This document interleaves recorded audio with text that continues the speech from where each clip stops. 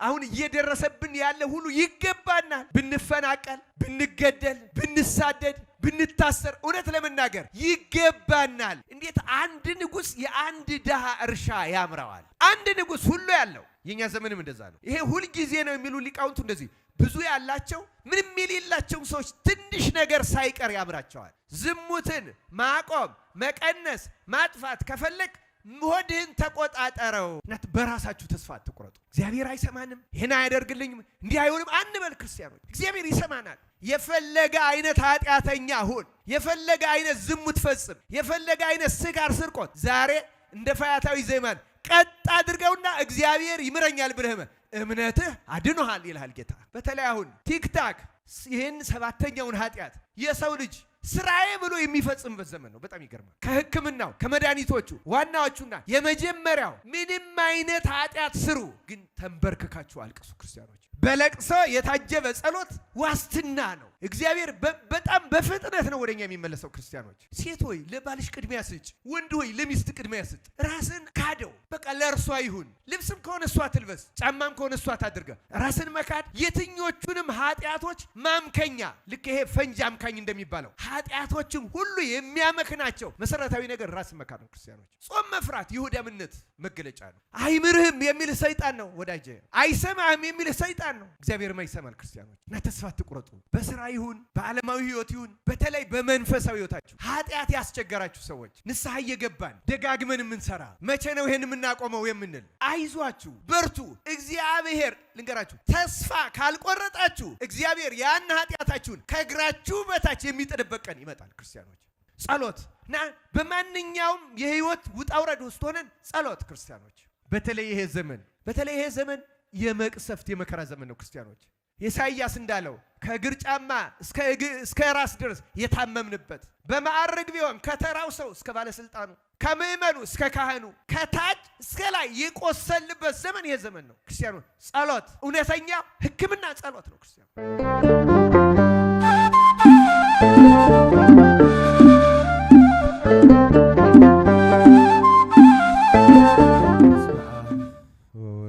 መንፈስ ቅዱስ አሐዱ አምላክ አሜን። ክቡራን አባቶቻችን አበው መነኮሳት፣ ወንድማችን መምህር ዳንኤል ሰይፈ ሚካኤል፣ በዚህ ያላችሁ መምህራን ወንጌል፣ ዘማሪያን፣ በዚህ ጉባኤ የታደማችሁ ሁላችሁም አባቶች፣ ወንድሞች፣ እናቶችና እህቶች እንደምን ዋላችሁ? እንደምን አመሻችሁ? አሜን። ልዑለ ባህሪ እግዚአብሔር አምላካችን ስሙ ለዘላለም የተመሰገነ ይሁን። እንደ እግዚአብሔር መልካም ፈቃድ የዋዘኞች ወንበር በሚል ርዕስ እንማማራለን። መነሻ የምናደርገው የመጽሐፍ ቅዱስ ኃይለ ቃል መዝሙረ ዳዊት ምዕራፍ 1 ቁጥር 1 እስከ 3 ያለውን ነው። ነቢየ እግዚአብሔር ቅዱስ ዳዊት ብፁዕ ብእሲ ዘኢሖረ በምክረ ረሲዓን ወዘኢቆመ ውስተ ፍኖተ ኃጥኣን ወዘኢነበረ ውስተ መንበረ መስተሳልቃን ዘዳእሙ ሕገ እግዚአብሔር ስምረቱ ወዘህጎ ያነብብ መዓልተ ወሌሊተ ወይከውን ከመ ዕፅ እንተ ትክልት ሀበ ሙሐዘማይ እንተ ትሁ ፍሬሃ በበጊዜሃ ወቆጽላኒ ኢይትነገፍ። መዝሙር 1 ቁጥር 1 ጀምሮ ምስጉን ነው ካለ በኋላ 3 ነገሮችን አከታትሎ ያመጣል። ጠዋትም ለነበራቸው አንስቸው ነበረ። ምስጉን ነው ብፁዕ ብእሲ ዘኢሖረ በምክረ ረሲዓን፣ በዝንጎዎች የእግዚአብሔርን ውለታ በዘነጉ፣ የእግዚአብሔርን ፈራጅነት በዘነጉ፣ የእግዚአብሔርን ጠቢብነትና አዋቂነት በዘነጉ ክፉ ሰዎች ምክር ያልሄደ ሰው ምስጉን ነው። የክፉዎች ምክር ብዙ ሰዎችን አስታለች። ሮብዓምን ያሳቱት መካሪዎቹ ናቸው። አባትህ ሶሎሞን አገዛዝ አንጽቶብን ነበር፣ እንደዚህ አቅልልን ሲሉት ባልንጀሮቹ ክፉ ምክር መከሩት፣ እንዲያውም አጽና አሉት። እና እሱም ትዕቢት ጨመረበት። እንዲያውም አለ እሱ ከትዕቢቱ የተነሳ የኔ አባቴ በጅራፍ ገርፏችሁ ከሆነ እኔ በጊንጥ እገርፋችኋለሁ፣ የኔ ታናሿ እጣቴ ከአባቴ ወገብ ትወፍራለች አለ። እንደዚህ ያለ የክፉ ምክር ሰዎች ሰምቶ በትዕቢት ከመነፋትና ባልሆነ መንገድ ከመሄድ አምላካችን እግዚአብሔር ይጠብቀን። አንዳንድ ሰዎች ምንጠቀምበትን አይመክሩንም እና ክርስቲያኖች ከእንደነዚህ አይነት ክፉ መካሪዎች መራቅ አስፈላጊ ነው። ቀጥሎ ደግሞ ወዘኢቆመ ውስተ ፍኖተ ኃጥአን በኃጢአተኞች መንገድ ላይ ያልቆመ ይላል። ያኛው የሄደ ያልሄደ ይላል ዘኢሖረ በምክረ ረሲዓን በዝንጎች ምክር ያልሄደ፣ አሁን ደግሞ በኃጢአተኞች መንገድ ላይ ያልቆመ። የኃጢአተኞች መንገድ ምን ይመስላችኋል ክርስቲያኖች? የኃጢአተኞች መንገድ እኮ ማለት ኃጢአት የሚሰሩ ሰዎች የሚያዘወትሯቸው መንገዶች ማለት ነው። ሶስተኛው በዝንጎች ወንበር ያልተቀመጠ ወዘኢነበረ ውስተ መንበረ መስተሳልቃን። ዝንጎች፣ ፌዘኞች፣ ዋዘኞች ደግሞ ወንበር አላቸው፣ መቀመጫ አላቸው። የኃጢአተኞችን መንገድ ይለዋል፣ የክፎችን ምክር ይላል። አሁን ደግሞ የነዚህን የፌዘኞችን ሰዎች ደግሞ ወንበር፣ ምናልባትም ስልጣን፣ መቀመጫ እያለ ይናገረዋል። በእነዚህ ያልሄደ ምስጉን ነው የሚለው።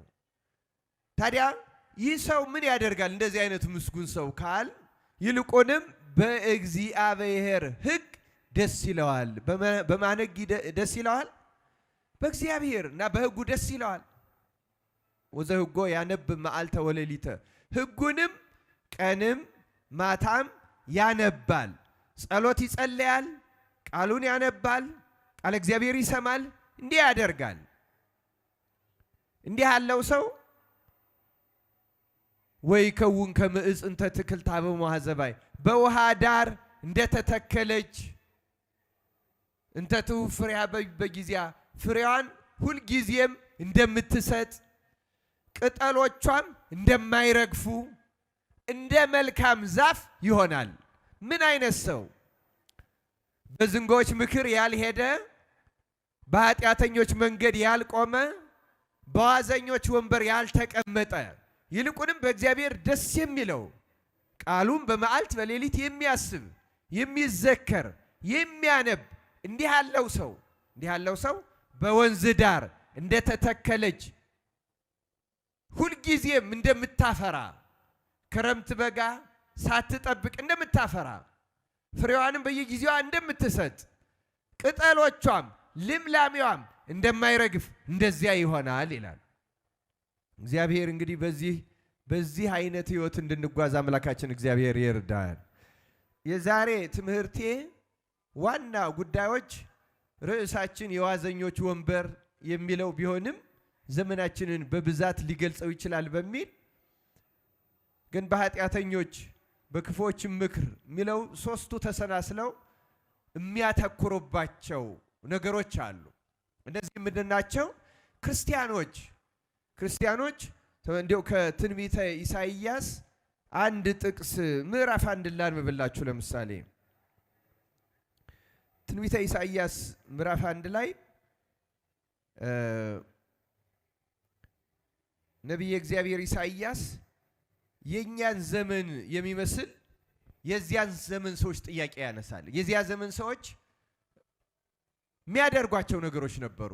ይጾማሉ፣ ይጸለያሉ፣ መስዋዕት ያቀርባሉ፣ ይህን የመሰለውን ነገር ያደርጋሉ እና እግዚአብሔር ደግሞ የሚፈልጉትን እንዲያደርግላቸው ይፈልጋሉ፣ ግን አይደረግላቸውም። ለምንድን ነው የማይደረግላቸው?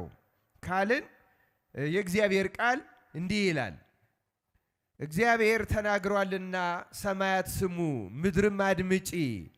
ልጆችን ወለድሁ አሳደግኩም፣ እነርሱም አመጹብኝ። አያችሁ እግዚአብሔር የሚለው ልጆችም ወለድሁ አሳደግኩም፣ ግን እነርሱም አመጹብኝ። በሬ የገዢውን አህያም የጌታውን ጋጣ አወቀ፣ እስራኤል ግን አላወቀም፣ ሕዝቤም አላስተዋለም። ኃጢአተኛ ወገንና በደል የተሞላበት ሕዝብ፣ የክፎች ዘር፣ ርኩሰትን የምታደርጉ ልጆች ሆይ ወዮላችሁ። ምን የምታደርጉ አለ? ርኩሰትን የምታደርጉ ልጆች ሆይ ወዮላችሁ። እግዚአብሔርን ትተዋል፣ የእስራኤልንም ቅዱስ አቃለዋል፣ ወደ ኋላቸውም እየሄዱ ተለይተዋል። ደግሞስ አመፃ እየጨመራችሁ ለምን ገና ትቀሰፋላችሁ?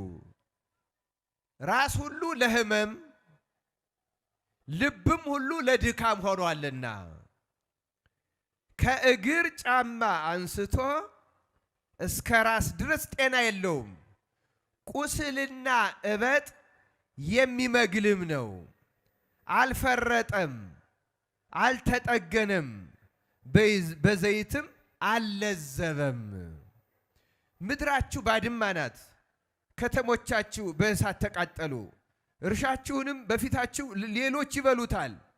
ባዕድ እንዳፈረሳት ምድር ባድማ ሆነች። የጽዮንም ሴት ልጅ በወይን ቦታ እንዳለ ዳስ፣ በዱባ አትክልትም እንዳለ ጎጆ፣ እንደ ተከበበችም ከተማ ሆና ቀረች። የሰራዊት ጌታ እግዚአብሔር ዘርም ባያስቀርልን ኖሮ እንደ ሰዶም በሆን እንደ ገሞራም በመሰልነ ነበር። እናንተ የሰዶም አለቆች ሆይ የእግዚአብሔርን ቃል ስሙ። እናንተ የገሞራ ሕዝብ ሆይ የአምላካችን ሕግ አድምጡ።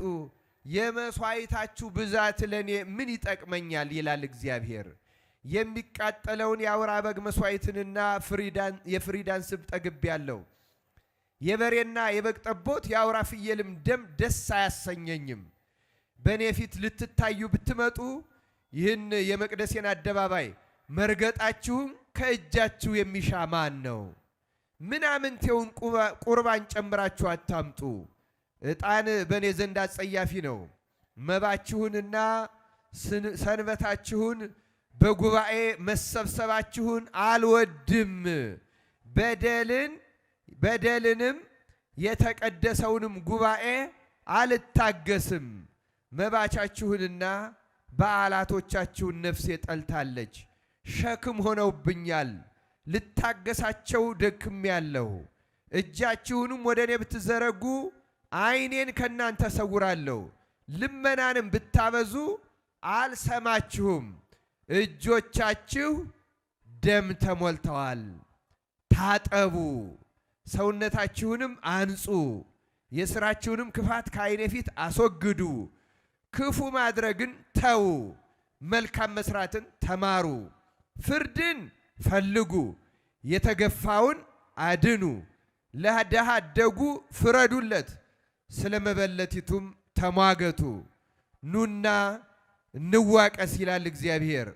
ኃጢአታችሁ እንደ አለላ ብትሆን እንደ አመዳይ ትነጻለች፣ እንደ ደምም ብትቀላ እንደ ባዘቶ ትጠራለች። እሺ ብትሉ ለእኔም ብትታዘዙ የምድርን በረከት ትበላላችሁ። እንቢ ብትሉ ግን ብታምፁም ሰይፍ ይበላችኋል፣ የእግዚአብሔር አፍ ይህን ተናግሯልና ይላል። ስለ ቃሉ የአምላካችን የእግዚአብሔር ስሙ የተመሰገነ ይሁን። እስከ ቁጥር 20 ብቻ ያለውን ነው ያነበብኩላችሁ። ትንቢተ ኢሳይያስ ምዕራፍ 1 ቁጥር 1 እስከ 20 ያለውን ነው በንባብ ያሰማችሁ። ይሄ ንባብ እጅግ ብዙ ምስጢራትን የያዘ ነው። እንደሰማችሁት የነገረ ሥጋዌን የክርስቶስ ምጽአት ወይም የእመቤታችን ነገር ሁሉ ያለበት ነው። ግን ከዚያ ውጪ ለጊዜው እስራኤልን የሚገስጽ እስራኤል ያጉረመርሙ ነበረ። መስዋዕቱን እናቀርባለን፣ ጸሎት እናቀርባለን፣ ለጉባኤ እንሰበስባለን፣ እናመልከዋለን፣ እናመሰግነዋለን። ለምን አይሰማንም? እግዚአብሔር ደግሞ በፋንታው ይላቸዋል። ተጸይፍ ያለው ነው የሚለው እግዚአብሔር። የበሬው ስም፣ የበጉ ጠቦት፣ የአውራ ፍየል ምን ያደርግልኛል? እኔ ጉባኤያችሁስ ሌላው ቀርቶ በዚህ በተቀደሰው አደባባይ መሰብሰባችሁ ይሄ መርገጣችሁ ለኔ ምን ያደርጋል? ወደ እኔ ብትለምኑም ዓይኖቼ ወደ እናንተ አይመለከቱም እያለ ይገስጻቸዋል እስራኤልን። ይሄ በዚያ ዘመን ለነበሩ ስለ እስራኤል ብቻ አይደለም ክርስቲያኖች፣ በየዘመኑ ላለነው ሰዎች የተጻፈ ነው። እንደምታውቁት እያንዳንዷ የኦሪት የነቢያትም ቃል የወንጌል ክፍል ነች። እግዚአብሔር የዚህን መልእክት ምስጢር እንድንረዳ ለሁላችንም ይርዳን። የኛ ዘመንም ልክ እንደዚህ የምናጎረመረምበት ይመስላል። አንደኛ መከራውም እንደተጻፈው ነው። እርሻችሁን እያያችሁ ሌሎች ይበሉታል ይላል። በዚህ ዘመን አንዱ የሌላውን እየቀማ የሚበላበት ዘመን ነው። ብዙ ግፍ የምናይበት ዘመን ነው። ድሆችም ሌሎችም የሚጎዱበት ዘመን ነው። አንድ የቤተ ክርስቲያን ሊቅ እንዳለው፣ አንድ የቤተ ክርስቲያን ሊቅ የናቡቴን እርሻ ንጉሱ አክዓብ መቀማቱን አንስቶ ይሄ የሰው ልጆች አጠቃላይ ታሪክ ነው፣ ሁልጊዜም አክዓብ አለ፣ ሁልጊዜም ናቡቴ አለ ይላል። ሁልጊዜ በጣም የሚገርመው የቤተ ክርስቲያን ሊቃውንት እንደሚሉት አክዓብ ንጉስ ነበር። እንደምታውቁት ንጉስ ሀገሪቱ በሙሉ የሱ ናት። ሰፋፊ ርስቶች አሉት፣ ብዙ ነገሮች አሉት። ግን ደግሞ የአንድ ድሃ የናቡቴ እርሻ አይኑ ላይ ተንቀዋለለች። እጅግ ትልልቅ ባለጸጎች ትልልቅ ፎቆችን ሰርተው ከስራቸው ያለ የድሃ ጎጆ ቦታው ያስቀናቸዋል፣ ያሳሳቸዋል። በኢንቨስትመንት በእድገት በምናምን ሰበብ የተጻፉ ፖሊሲዎችን ጠቅሰው እናልማው እያሉ ልክ አክዓብ ናቡቴን እንደቀማው ሊቀማው እንደፈለገ አስገራሚ ነገር ነው። በነገራችን ላይ እንዴት አንድ ንጉስ የአንድ ድሃ እርሻ ያምረዋል? አንድ ንጉስ ሁሉ ያለው። የኛ ዘመንም እንደዛ ነው። ይሄ ሁል ጊዜ ነው የሚሉ ሊቃውንቱ እንደዚህ ብዙ ያላቸው ምንም የሌላቸው ሰዎች ትንሽ ነገር ሳይቀር ያምራቸዋል። ያን መቀማት፣ ያን መውሰድ፣ እንደገና ያንን መጠቀም፣ የማይጠቀሙበት ወይም ከሚያስፈልጋቸው ነገር በላይ ማድረግ። ምድር እንደዚህ ያለ ግፍ ሁል ጊዜ ሰልጥኖባት ይኖራል ክርስቲያኖች። እና አሁንም አክዓብ አለ፣ አሁንም ናቡቴ አለ።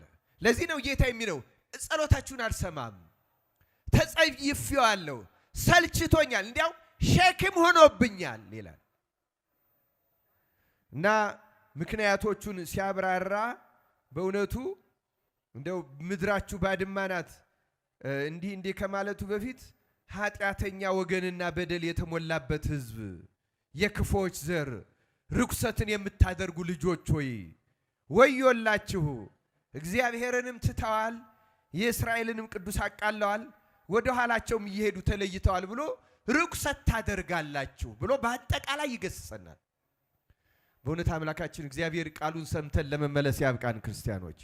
እውነት ርኩሰት በዚህ ዘመን የሰለጠነበት ዘመን ነው እና እዛም ዳዊት ላይ ብፁዕ ብእሲ ዘኢሖረ በምክረ ረሲዓን በዝንጎች ልክ አሁን አክዓብንም እንደዛ በጣም ካህናተ ሐሰት፣ ነቢያተ ሐሰት፣ ካህናተ ጣዖትና ሌሎቹም ኤልዛቤትን በክፋት ትመክረው እንደነበረ እሱም እጅግ ታላቅ በደልም ፈጽሞ ታላቅ ቅጣትም ተቀብሏል። ልክ እንደዚያ እኛ ዘመንም ብዙ ክፉዎች ምክር የሰለጠነበት ዘመን ነው። አንዱ ሌላውን ክፉ ነው የሚመክረው። ይገርማል በጣም እና ኃጢአተኞች መንገድ አለች፣ የዋዘኞች ወንበር አለች፣ በዚያች አልተቀመጠ ነው የሚለው እና ጉዳያችን ዛሬ ለምንድን ነው እግዚአብሔር በጣም የሚገርመኝ ቃል እዚሁ ወደ ታች ወረድ ብሎ ምን ይላል? ከእግር ጫማ አንስቶ ይላል። ከምን አንስቶ አልኳችሁ? ከእግር ጫማ አንስቶ ይገርማል እስከ ራስ ድረስ ጤና የለውም። ይገርማል በጣም ቁስልና እበጥ የሚመግልም ነው። አልፈረጠም፣ አልተጠገነም፣ በዘይትም አልለዘበም። ዋናው ትንቢተ ኢሳይያስን ያነበብኩበት ምክንያት ለዚች ጉዳይ ነው። ክርስቲያኖች አሁን እኛ በስጋችንም በሽተኞች ነን፣ ግን ከስጋችን በላይ ነፍሳችን ከታች እንደተጻፈው ከእግራችን ጫማ እስከ ራሳችን ድረስ የታመመች ናት። በኃጢአት የቆሰለች እባጭ ያለባት አልለዘበም ነው የሚለው የእግዚአብሔር ቃል። አልለዘበም። ይገርማል። ቁስልና እበጥ የሚመግልም ነው። ነፍሳችን ውስጥ ትልቅ ህማም አለ ክርስቲያኖች። ውስጣችን አለመርካት አለ፣ መቅበዝበዝ አለ፣ ሰላም ማጣት አለ፣ መረበሽ አለ፣ መፍራት አለ፣ መደንገጥ አለ፣ መጪውን ጊዜ ሁሉ መፍራት አለ። በትዳር ደስተኞች አይደለንም፣ በስራ ደስተኞች አይደለንም፣ በጓደኞቻችን ደስተኞች አይደለንም። ብዙ ቦታ ችግር አለ። ያ ሁሉ የውጭ ችግር አይደለም ክርስቲያኖች፣ ያ አብዛኛው የውስጥ ችግር ነው። የነፍስ በሽታ ምልክት ነው። ሰላም የለንም። እንደተጻፈው ከእግር ጫማ እስከ ራስ ድረስ ጤና የለውም፣ ቁስል ነው። ይህንም ሰው ስናየው ቁስል ነው የሚሰማን፣ ያኛውንም ስናየው ሌላ ስሜት ነው የሚሰማን። ነፍሳችን የቆሰለች ናት። ቁስል መግልም ነው። ውስጡ እዣ አለው፣ ብሶት አለው፣ ጉዳት አለው። ይህ ስለ ስጋ የተነገረ አይምሰላችሁ፣ ስለ ነፍስ የተነገረ ነው ክርስቲያኖች። እና የኛ ዘመን ነፍሳችን እንደዚህ የቆሰለች ናት፣ ከላይ እስከ ታች ድረስ በብዙ ኃጢአቶች የቆሰለች ናት። ስለዚህ እንደዚህ ቆስለን እንደዚህ ተጎድተን በኃጢአት ተይዘን ሰውነታችን በሙሉ ተወርሳ እንደዚህ ሆነን የምናቀርበው መስዋዕት፣ የምናቀርበው አገልግሎት፣ የምናቀርበው ጸሎት ብዙ ተሰቢነት የማይኖረው በኃጢአተኝነታችን ምክንያት ነው ክርስቲያኖች። ለዚያ ነው የእግዚአብሔርን ቃል ሰምቶ የሚኖር ሕጉን በመዓልት በሌሊት የሚያነብ በውሃ ዳር እንደተተከለች በየጊዜው ፍሬዋን እንደምትሰጥ ቅጠሎቿ እንደማይረግፉ ዛፍ ይሆናል የሚለው የሚከተለው የመጀመሪያ የኃጢአትን መንገዶች ከቆረጥን በኋላ ነው። እና ክርስቲያኖች ዛሬ እኔ አጭር ነገር ነው ማስተምራችሁ። አጭር ነገር እኛን ክርስቲያኖችን እንደዚህ ከእግር ጫማ እስከ ራስ ድረስ ቁስለኛ ያደረጉን ዋና ኃጢአቶች ምን ናቸው? እያንዳንዳቸው አንዱ ብቻ የአንድ ቀን ትምህርት ያስፈልጋቸዋል። ዛሬ እኔ ቁጥራቸውን እንድትይዙ ትፈልጋለሁ። ብዙ የቤተ ክርስቲያን በተለይ የገዳማት አባቶች ሰውን ቁስለኛ የሚያደርጉት፣ ነፍስን በሽተኛ የሚያደርጓት፣ ደካማ የሚያደርጓት፣ ጸሎታችን እንዳይሰምር፣ ኑሯችን ሰላም እንዳያገኝ፣ ከሰው ጋር ሁሉ በተገናኘ ቁጥር እንድንረበሽ፣ እንዲህ አይነት የነፍስ ቁስል ሰውነቱ ቆስሎ መገል ካለበት ሳር ሲነካ ሁሉ እንደሚቆስለው ታውቃላችሁ አይደለም? አሁን በውጫችን አካላችን ቆስሎ መግል እጅ ከያዘ ሳር ሲነካን እጁ ይፈሳል፣ ያመናል፣ ያንሰፈስፈናል። ያሁኑ የኛ ዘመን ሰውም እንደዛ ነው። ትንሽ ነገር ታቆስለዋለች፣ ቂም ታስይዘዋለች፣ ወንድሙን እህቱን ታስጠላዋለች። እንዲህ አለችኝ፣ ጎዳችኝ፣ ጎዳኝ፣ ስሜት የተጎዳ ልብ የተሰበረ ቅስም የተሰበረ ለምን ይመስላችኋል? ውስጣችን መጀመሪያ ስለቆሰለ፣ ከእግር ጫማ እስከ ራሳችን ድረስ ስለቆሰልን፣ በኃጢአት ስለቆሰልን። ትንሽ ነገር ነው አሁን የሚያደማል፣ በጣም ትንሽ ነገር ክርስቲያኖች። የጉዳታችን መጠን ነው የሌሎች ሰዎችን የጎዱን ይመስለናል እንጂ ቀድመን ስለተጎዳን ነው። ሌሎች ሰዎች ትንሽ ነገር ሲናገሩን፣ ትንሽ ነገር ሲገጥመን በጣም የምንጎዳው ለዛ ነው። እና እነዚህ ነፍሳችንን በዚህ መጠን የሚያቆስሏት ዋና ገዳይ ኃጢአቶች የሚባሉት ገዳይ ኃጢአቶች ይሏቸዋል። ቀሳፊ፣ ነፍስን ቀስፈው የሚይዙ፣ የሚያስጨንቁ፣ የሚያቆስሉ ዋና ኃጢአቶች 8 ናቸው። ስንት ናቸው አልኳችሁ? ዋናዎቹ ኃጢአቶች 8 ናቸው። ግን እነዚህ እያንዳንዳቸው ብዙ ዝርዝር አላቸው ክርስቲያኖች። ለምሳሌ የመጀመሪያው የኃጢአት ሁሉ የመጀመሪያው፣ ከዚህ ከ8ቱ ደግሞ በጣም ፊት አውራሪዎች አሉ። በጣም ዋና መሰረታዊ የሚባሉት ክርስቲያኖች በጣም ዋና የሚባሉት የመጨረሻ ዋና የሚባሉት 2 ናቸው። እና ከሱ ባንዱ ነው የምጀምረው። የመጀመሪያው ሰውን ደካማ የሚያደርገው፣ ነፍሱን ቁስለኛ የሚያደርጋት ሆዳምነት ይባላል። ምን አልኳችሁ? ተናገሩ ታይዟችሁ።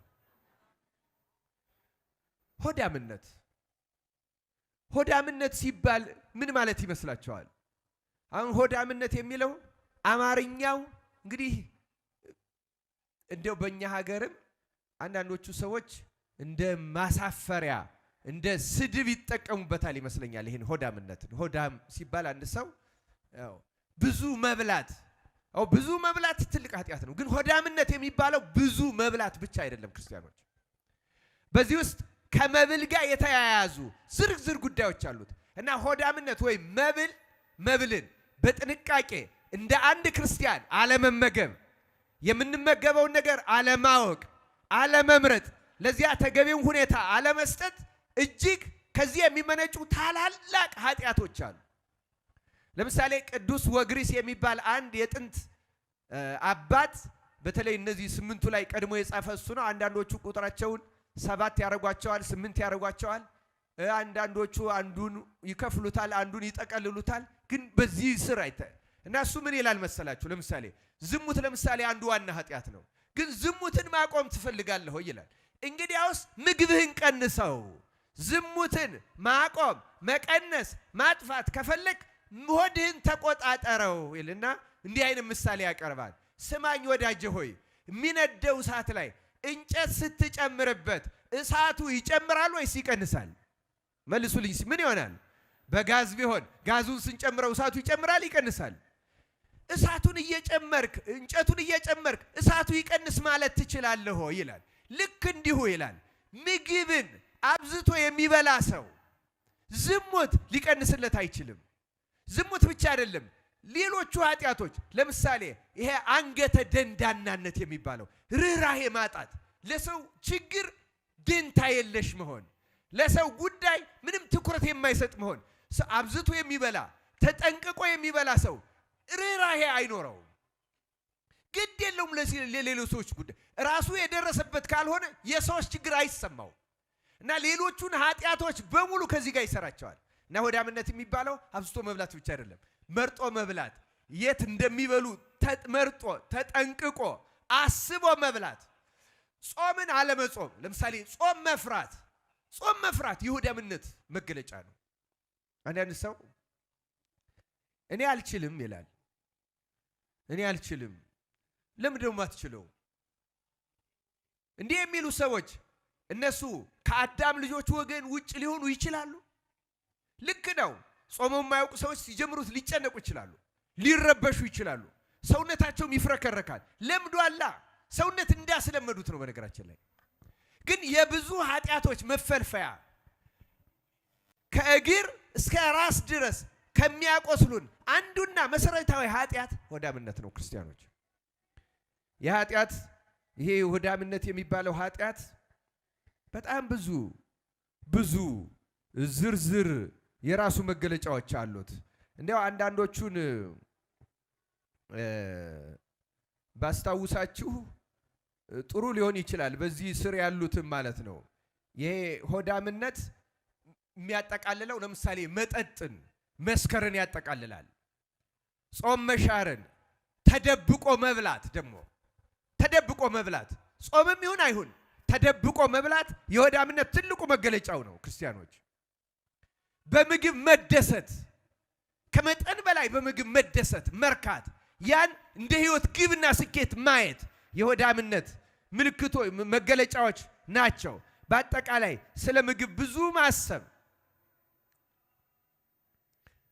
እና ለሰውነት እንክብካቤ ወፈርኩ፣ ከሳው፣ ምን ሆንክ እያለ ሰውነቱን ከሚበላው ምግብ ጋር እያነጻጸረ ማየት፣ ይህን የተመለከተው ነገር በሙሉ ከሆዳምነት ጋር የተገናኙ ናቸው። እና ይሄ ኃጢአት ራስን መውደድ ነው። ተመልከቱ፣ ለራስ እንደዚህ ተጨንቆ ማድረግ ራስን ከሚገባው ከመጠን በላይ ስለ ሰውነት ተጨንቆ ያን ሁሉ ማድረግ መውደድ ስለሆነ በእግዚአብሔር ላይ ያለውን እምነት እንዲያጣ ያደርገዋል። አንድ ሰው በጾም የሚገኘውን በረከት እንዲጠራጠር ያደርገዋል። እና አንደኛውና በጣም ገዳይ በጣም ክፉ ኃጢአት ማለት ሆዳምነት ነው። ክርስቲያኖች እዩ፣ ቁጠሩ፣ እንድትይዟቸው ፈልጋለሁ። ዛሬ ስለ እያንዳንዳቸው ጥቅስ እየጠቀስኩ የእያንዳንዳቸው መድኃኒትም አላቸው። ያ ረጅም ጊዜ ይወስድብኛል። እግዚአብሔር ከፈቀደ ሌላ ጊዜ እንማማራቸዋለን። ደግሞ እነዛ እንደ ሕክምና አላቸው።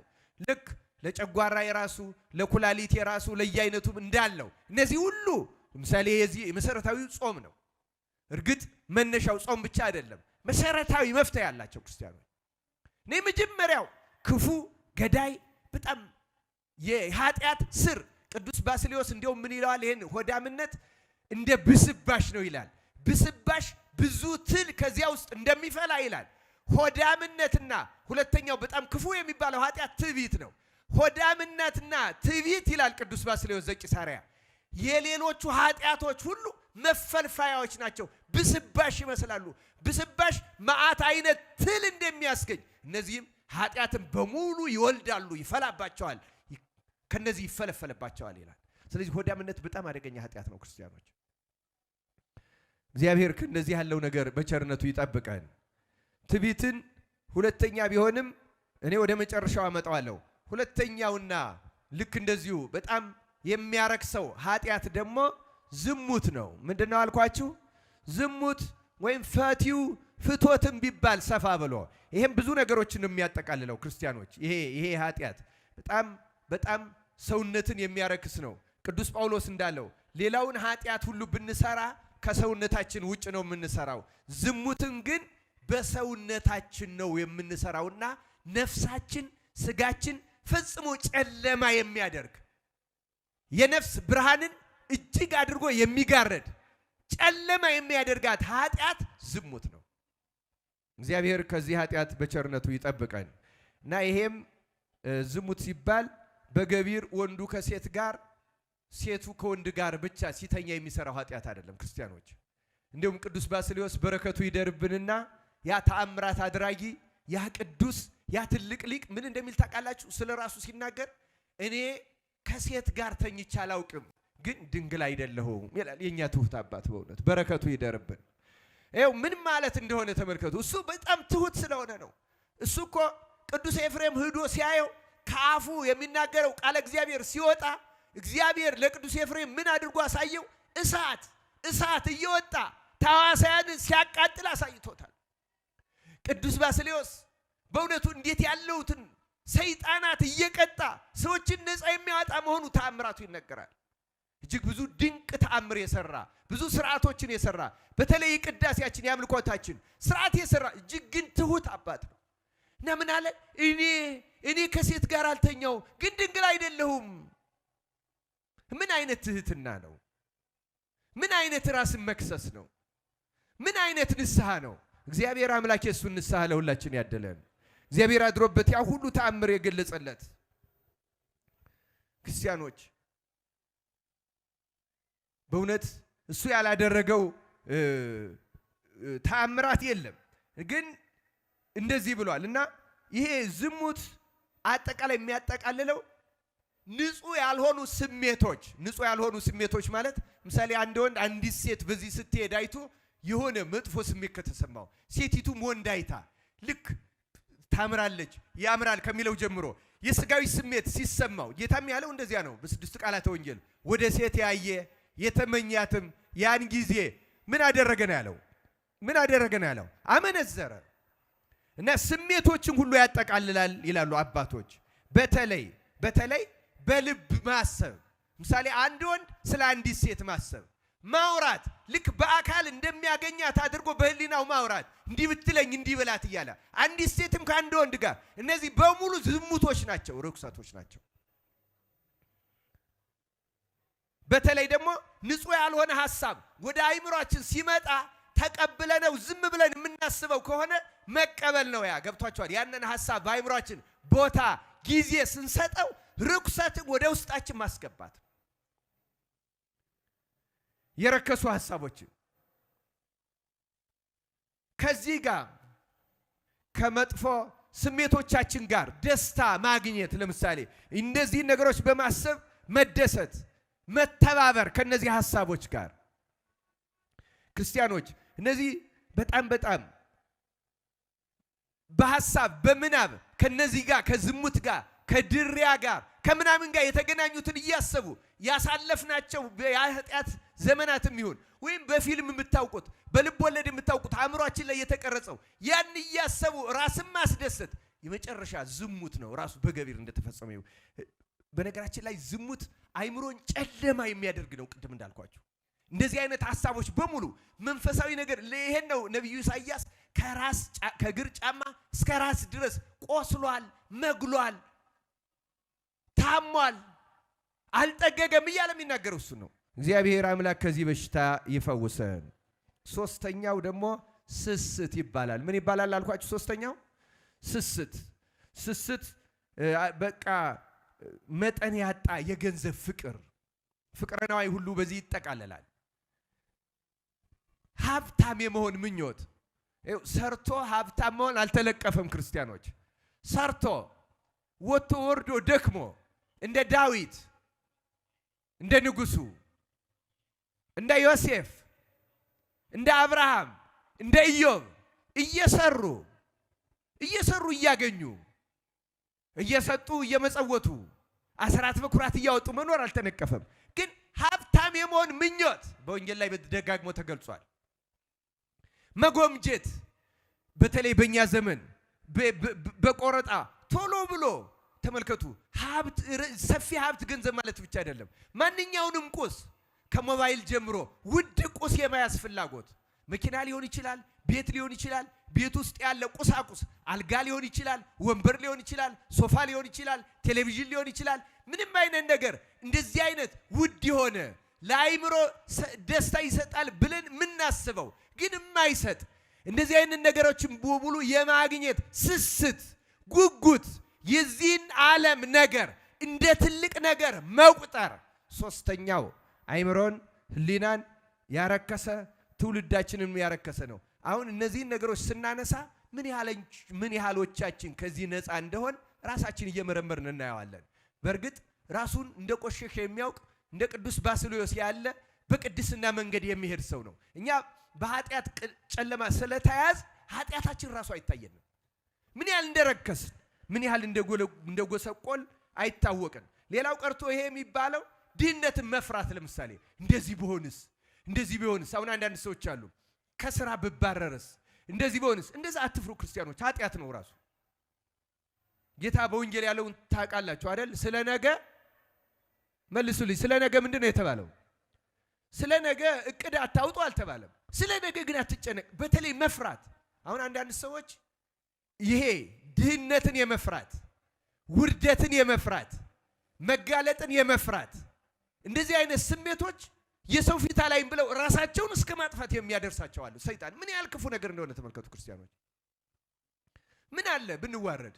ትላንት የነበረው ነው ዛሬ ልንለምን እንችላለን። አትፍሩ ክርስቲያኖች።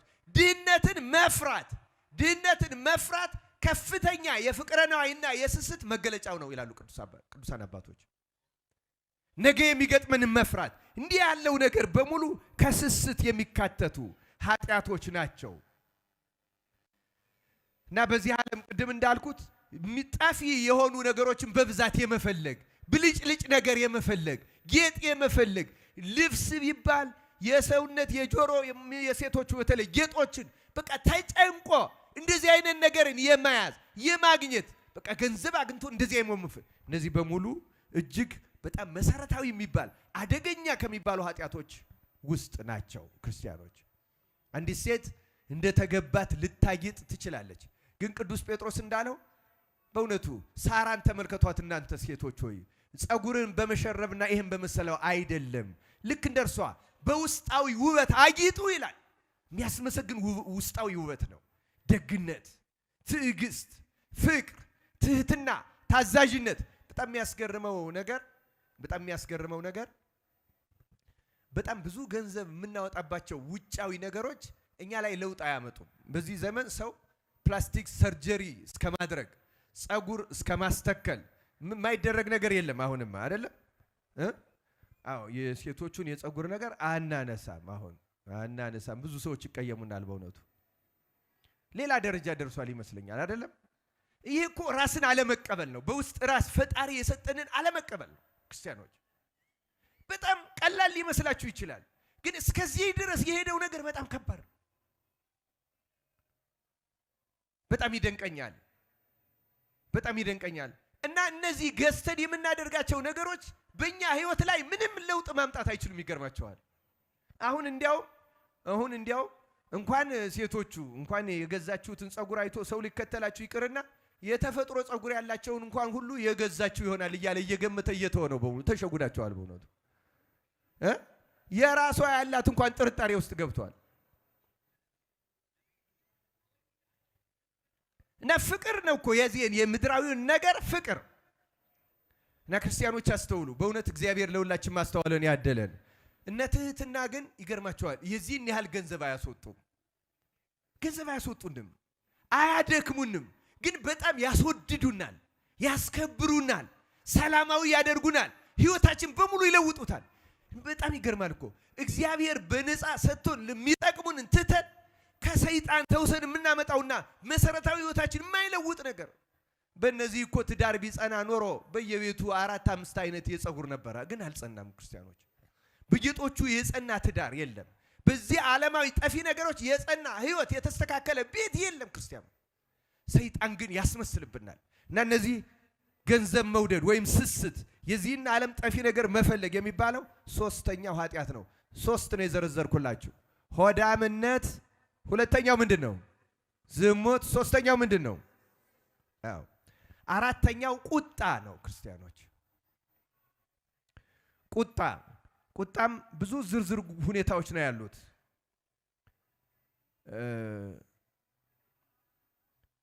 ክፉ ሐሳቦችን በአይምሮአችን ማቆየት የቁጣ ልክ እንደ ጥንስስ ልበላችሁ እየተብላላ ስለ ሰዎች መጥፎ ትርጉም የምንሰጣቸው ነገሮች ይዘን በአይምሮአችን ውስጥ ማብላላት፣ ይሄም ማድረግ ከፍተኛ ጉዳት ከሚያደርግ የበቀል ስሜት፣ ለመበቀል ማሰብ፣ የራስን ልብ በቁጣ መረበሽ፣ ማሸበር ከነዚህ መገለጫዎች ውስጥ ናቸው። እና አእምሮን ልክ እንደ ዝሙት አእምሮን ጨለማ የሚያደርገው ማሰብን የሚያስቆመው ቁጣ ነው። በነገራችን ላይ በንዴት ሰዓት እያላችሁ ምንም አታድርጉ የሚባለው አእምሮ ሙሉ በሙሉ መጋረጃ የተጋረደበት ጨለማ ነው የሚሆነው። በጣም ብዙ ነገር ነው የምናበላሸው ቁጣ ውስጥ እያለን።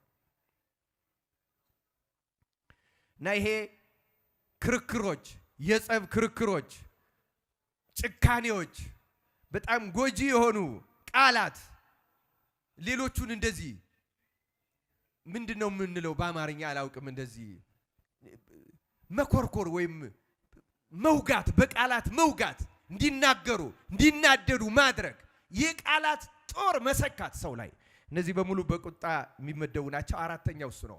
አምስተኛው ደግሞ ሐዘን።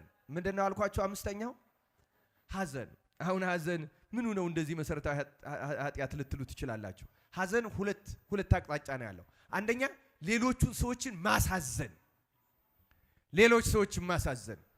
ሁለተኛው ደግሞ እኛ ለራሳችን ምናዝንበት ተስፋ መቁረጥ።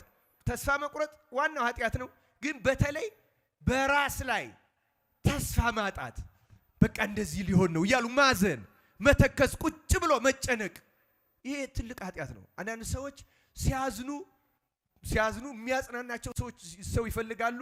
እንዲሁም የሐዘንተኝነት ስሜት ውስጥ መኖር ጭምታና መንፈሳዊነት የሚመስለው ሁሉ ሰው ሊኖር ይችላል። ግን ሐዘን በጣም ባልተገባ ነገር ማዘን ከትልልቆቹ ከ8ቱ ኃጢአቶች አንዱ ነው። ክርስቲያኖች እግዚአብሔር ከዚህ ኃጢአት ይጠብቀን። እና ሐዘን ምንድነው ትልቁ ኃጢአቱ ካላችሁ፣ አንደኛ እግዚአብሔርን አመስጋኝ እንዳንሆን የሚያደርግ ትልቅ ኃጢአት። ማንን እንዳናመሰግን። ለዚህ ነው አንድ ሰው ትላንትናም ነግሬያቸዋለሁ፣ ስለሚገጥመው ነገር እግዚአብሔር ይመስገን የሚል ከሆነ ታሳውሳላችሁ አይደል? ኢዮብ የሚለው እግዚአብሔር ሰጠ፣ እግዚአብሔር ነሳ፣ እግዚአብሔር ይመስገን፣ የእግዚአብሔር ስሙ የተመሰገነ። አንድን ሰው እግዚአብሔርን ማመስገን ካቋረጠ ከእግዚአብሔር ጋር ያለውን ህይወት ቆረጠ ማለት ነው። እና ማዘን፣ መብሰልሰል፣ እንደዚህ ሊሆን ነው እንደዚያ ሊሆን ነው እያለ ከዚህ ቀጥሎ የሚመጣው 6ኛው ኃጢአት ራሱና ዋናው ተስፋ መቁረጥ ነው። ምንድነው አልኳችሁ? ተስፋ መቁረጥ። ተስፋ መቁረጥ በተለይ ጸሎት አለመጸለይ ማለት አሁን እኔን እግዚአብሔር ይሰማኛል እንደዚህ ስላል ትሁታን ናችሁ ብሎ እግዚአብሔር አይሰማንም። ልንገራችሁ፣ እግዚአብሔር የሚሰማናል ኃጢአተኛም ብሆን ኃጢአተኛነቴን አምኜ ስጠይቀው ይቅርታን ይሰጠኛል። በንጽህና ወደ መቅደሱ መግባት፣ ስሙን መጥራት፣ ከወዳጆቹ ጋር ማመስገንን አንድ ቀን ያደርሰኛል። ይቅር በለኝ ጌታ ኢየሱስ ክርስቶስ ወይ እኔን ኃጢአተኛውን ይቅር በለኝ እያሉ ሳያቋርጡ እንዲያውም መጸለይ ነው። ልንገራችሁ፣ እና ሰዎች ተስፋ ይቆርጣሉ። አሁን እኔ ከዚህ በኋላ ምን ልሆን ነው?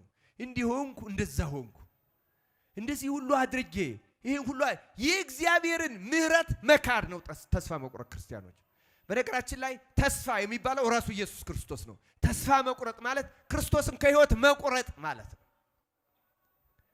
እና እግዚአብሔር አይሰማኝም፣ እግዚአብሔር እኔን አይሰማም፣ እግዚአብሔር እኔን አይሰማም እንደሚለው ያለ ሰይጣንን ደስ የሚያሰኝ የለም። ሰይጣን በእምነት ሆነን የምንጸልየውን እግዚአብሔር ይሰማል። እስኪ ላስታውሳችሁ በወንጌል ጌታ እምነትህ አድኖሃል፣ እንደ እምነትህ ይደረግልህ ነው ያለው። እንደ ምግባርህ ይደረግልህ ነው ያለው። እንደምን ይደረግልህ ነው ያለ? አንድም ቦታ እንደ ምግባር ብሎ ያውቃል? አያውቅም። ባይሆን ምን ብሏቸዋል? ደግማ ኃጢአት አትስራ ከዚህ የበለጠ እንዳያገኝ። ስለዚህ እግዚአብሔር የሰማው ጻድቅ በመሆኑ ነው ወይስ አምኖ በመጠየቁ ነው? ንገሩኝ። አምኖ በመጠየቁ ነው። ተስፋ መቁረጥ በጣም ቅዱሳን አባቶቻችን በገዳም የነበሩት በጣም የሚጠሉት ነገር ቢኖር እግዚአብሔር እኔን አይሰማኝም የሚለውን ሐሳብ። እግዚአብሔር ማንንም ይሰማል ክርስቲያኖች። በግርግጥ ግን የሚሰማን በእምነት ሆነን በንስሐ ውስጥ ሆነን በተሰበረ መንፈስ ውስጥ ሆነን ስንጸልይ ነው። ታስታውሱታላችሁ ፈያታዊ ዘየማን አንድ ነገር እኮ ነው ያደረገው። እርግጥ አስገራሚ ነው። ቅዱስ ዮሐንስ አፈወርቅ እሱን አንስቶ ይደነቃል። እሱ ስለሱ ዛሬ አላስተምርም። ክርስቲያኖች ፈያታዊ ዘየማን ምንድነው ያለው? አንድ ቃል እኮ ነው። ጌታ ሆይ በመንግስት በመጣህ ጊዜ አስበኝ። ግን በፍጹም እምነት ሆኖ ነው ያን ያደረገው። እና እነ ቅዱስ ዮሐንስ አፈወርቅ የሚደነቁት ለምንድን ነው? ክርስቶስን ለማመን ብዙ ምክንያት የነበራቸው ሰዎች ነበሩ። 5000 ሰው በ5 እንጀራ በ2 ዓሣ ሲያጠግብ ለማመን ያመቻል አያመችም? በደረቅ ግንባር ላይ ዓይን ሲፈጥር ለማመን ያመቻል አያመችም? የ4 ቀን ሬሳ ሲያስነሳ ለማመን ያመቻል አያመችም? ተመልከቱ። ፈያታዊ ዘየማን በእነዚህ ጊዜ አልነበረም። ጌታ 4 ቀን ሬሳ አልዓዛርን ሲያስነሳ አልነበረም። ጌታ በደረቅ ግንባር ዓይን ሲፈጥር አልነበረም። ጌታ በ5 እንጀራ በ2 ዓሣ ሲያበረክት አልነበረም። ጌታ በቃል አጋንንት ሲያወጣ አልነበረም። ጌታ ጎባጣውን ሲያቀና አልነበረም። እንዲያውም እሱ የነበረበት ሁኔታ የዚህ ተገላቢጦሽ ነው። ይህን ያደርጋል የተባለው ጌታ ተሰቅሎ መስቀል ላይ ሆኖ እስኪ እግዚአብሔር ልጅ ከሆንክ ራስህን አውርድ እኛ ምንም አውርድ እያለ የግራው እስኪ ይሄኔ እናምንብሃለን እያሉ እየተሳለቁበት እንደ ተሸነፈ ተቆጥሮ ክርስቶስ አይሁድ መስሏቸዋል። እንደ ተሸነፈ በተቆጠረበት ሰዓት የአምላክ ልጅ አምላክ ወልደ አምላክ ነው ብሎ ማመን። ተመልከቱ። ፈያታዊ ዘየማን ሲዘርፍ ነው የኖረው፣ ሲገል ነው የኖረው። ጌታ ራሱ ከነሱ ጋር የተሰቀለው ከነዚህ ሽፍቶች አንዱ ነው ተብሎ እንደ ፈያታዊ ዘየማን ያለ ኃጢአተኛ ገዳይ አልነበረም። ግን ሁለት ነገር ጠቀመው። አንደኛ ተአምኖ ኃጣው የራሱን ኃጢአት ማመን። ምን አለ ፈያታዊ ዘየማን? እኛስ ይሄ ሁሉ የተደረገብን ይገባናል አይደለም ያለው? ይሄ ግን ምንም አላደረገም ንጹህ ነው አለና የግራውን ወቀሰው። ፈያታዊ ዘየማን እየጠቀመው ይሄ ነው። ክርስቲያኖች አስተውሉ። እኛ የሚጠበቅብን ይሄ ነው፣ ኃጢአተኝነታችን ማመን። አሁን እየደረሰብን ያለ ሁሉ ይገባናል። ብንፈናቀል፣ ብንገደል፣ ብንሳደድ፣ ብንታሰር እውነት ለመናገር ይገባናል። እኛ በኃጢአታችን ነው ብለን ማመን አለብን። ከዚያ በኋላስ እግዚአብሔር ኃጢአተኞችን ብንሆን ደግሞ ይሰማናል። ስለዚህ ጌታ ሆይ በመንግስት በመጣ ጊዜ አስበኝ። በዚያችው ቅጽበት ነው ጌታ እነሆ ዛሬ በገነት ከማን ጋር ትሆናለህ? ከኔ ጋር። እግዚአብሔር በእምነት የሚቀርበውን ጸሎት ወዲያው ነው የሚሰማው። ክርስቲያኖች ወዲያው የመለሰለት ለፈያታዊ ዘየማን ብቻ አይደለም፣ ለኛ ለእያንዳንዳችን ነው ክርስቲያኖች። እና ሰይጣን እንደማይሰማን እግዚአብሔር ሊያሳምነን ይፈልጋል። ይኸው እምነት አሳጣን ማለት ሁሉን አሳጣን ማለት። ስለዚህ ተስፋ መቁረጥ ተመልከቱ ክርስቲያኖች፣ በጣም ከባድ ኃጢአት። በማንኛውም ነገር ላይ ተስፋ መቁረጥ፣ በተለይ ለጸሎት ለመንፈሳዊ ሕይወት። አሁን ብዙ ሰዎች ጾም አሁን እኔ ብጾም ምን ይረባኛል? እኔ ብመጸውት አሁን የኔ ገንዘብ እግዚአብሔር ይቀበላል? እንደዚህ ባደርግ ምን ያደርግልኛል? እና ስንፍና አለው በውስጡ። አይ እኔ በቃ አንዴ እንደዚህ ሆኛለሁ በቃ ምንም አይደለም። ጾም ራሱ ጀምሮ እንትን መብላት ጀምሮ እስኪ ጾመው ሲባል አይ በቃ አንዴ ጀምሬዋለሁ እንግዲህ ከሆነም ከርሞ እንጂ እኔ አሁን እንግዲህ አንዴ እንዲህ ግድ የለም። ለምን ዛሬ አትጀምረው ወዳጅ? እምነታችን እኮ ነው የሚያው ጌታ እንደ ቀን ሰራተኛ ቀን ቆጥሮ ውሎ አበል እንደሚከፍል ያለፉትን ቀናት እንደዚህ አድርገህ እኮ አልጾምክም አንተ ይችን የመጨረሻዋን ሳምንት ስለ ጾምክ ይቅር አልልህም የሚል ይመስላችኋል? ይሄ የሰይጣን ሐሳብ ነው ክርስቲያኖች። ያም ባለማወቅ አድርገ ነው። አሁን ስናውቅ በሙሉ ልብ ተመልሰን ካደረግነው እግዚአብሔር ይሰማናል ክርስቲያኖች። እናት በራሳችሁ ተስፋ አትቁረጡ። እግዚአብሔር አይሰማንም፣ ይሄን አያደርግልኝም፣ እንዲህ አይሆንም አንበል ክርስቲያኖች። እግዚአብሔር ይሰማናል። የፈለገ አይነት ኃጢአተኛ ሁን፣ የፈለገ አይነት ዝሙት ፈጽም፣ የፈለገ አይነት ስካር፣ ስርቆት ዛሬ እንደ ፈያታዊ ዘመን ቀጥ አድርገውና እግዚአብሔር ይምረኛል ብለህ እምነትህ አድኖሃል ይልሃል ጌታ። አይምርህም የሚልህ ሰይጣን ነው ወዳጄ። አይሰማህም የሚልህ ሰይጣን ነው። እግዚአብሔርማ ይሰማል ክርስቲያኖች። እና ተስፋ አትቁረጡ። በስራ ይሁን በዓለማዊ ህይወት ይሁን በተለይ በመንፈሳዊ ህይወታችሁ ኃጢአት ያስቸገራችሁ ሰዎች ንስሐ እየገባን ደጋግመን የምንሰራ መቼ ነው ይሄን የምናቆመው የምንል አይዟችሁ፣ በርቱ። እግዚአብሔር ልንገራችሁ፣ ተስፋ ካልቆረጣችሁ እግዚአብሔር ያን ኃጢአታችሁን ከእግራችሁ በታች የሚጥልበት ቀን ይመጣል ክርስቲያኖች። ተስፋ አትቁረጡ። ታገሉት፣ ግን ተቃወሙት። ያን ኃጢአት እግዚአብሔርን ለምኑት። አውጣኝ፣ ከዚህ ኃጢአት አውጣኝ፣ ይችን የዛገች ነፍሴን የቆሸሸች ነፍሴን ከዚህ አላቃት እያላችሁ ክርስቶስን ለምኑ ክርስቲያኖች። ተስፋ አትቁረጡ። ዘንድሮ አልተደረገልንም፣ አልተፈጸመልንም እንደዚህ አትበሉ ክርስቲያኖች። በተለይ በመንፈሳዊ ህይወታችሁ በምንም መንገድ ተስፋ አትቁረጡ። እግዚአብሔር አምላክ በቸርነቱ ተስፋ መቁረጥን ከሁላችን ያስወግድልን። እየጨረስናቸው ነው። ሰባተኛው ኃጢአት ከንቱነት ይባላል። ምን አልኳችሁ? ተናገሩት። ከንቱነት የኛ ዘመን ዋና ኃጢአት አንደኛው ይሄ ነው። በነገራችን ላይ ከንቱነትን ነጥለው በአንዱ ብቻ የሚያመጡት አሉ። ለምሳሌ ከንቱ ውዳሴ፣ መመስገን መፈለግ፣ ጉራ። ምሳሌ አንድ ሰው የሌለውን እንዳለው አድርጎ ያላደረገው እንዳደረገ፣ ይሄ ሁሉ መደነቅ መመስገን መፈለግ ነው፣ ከንቱነት ነው። ይሄ ብቻ አይደለም ክርስቲያኖች፣ በእውነቱ በምድር ላይ ክብርን የማግኘት ፍላጎት፣ ማንኛውንም ክብር የማግኘት ፍላጎት፣ የመደነቅ ፍላጎት፣ የመታወቅ ፍላጎት፣ ሴሌብሪቲ የመሆን ፍላጎት፣ ይሄ የኛን አውደ ምሕረት ሁሉ ተቆጣጥሮታል። አሁን በጣም ያስገርማል። ይህ አውደ ምሕረት ይሄን ለመዋጋት ክርስቶስ የፈጠረው ነው። ክርስቶስ በጣም ትሁት፣ የመጨረሻ ትሁት፣ እመቤታችን ትሁት፣ ሐዋርያት ትሁታን፣ ነቢያት ትሁታን፣ ቅዱሳን ትሁታን ናቸው። በላጭነት ፕሮቶኮልድ መሆን፣ የተለየ መስሎ መታየት፣ ይሄ ከንቱነት። ይሄ ብቻ አይደለም፣ ከንቱ ጨዋታ አለ ደግሞ። ይሄ ፌዝ፣ ስላቅ፣ የሚያስገለፍጥ ነገር በጾታ ሊሆን ይችላል፣ በብሔር ሊሆን ይችላል።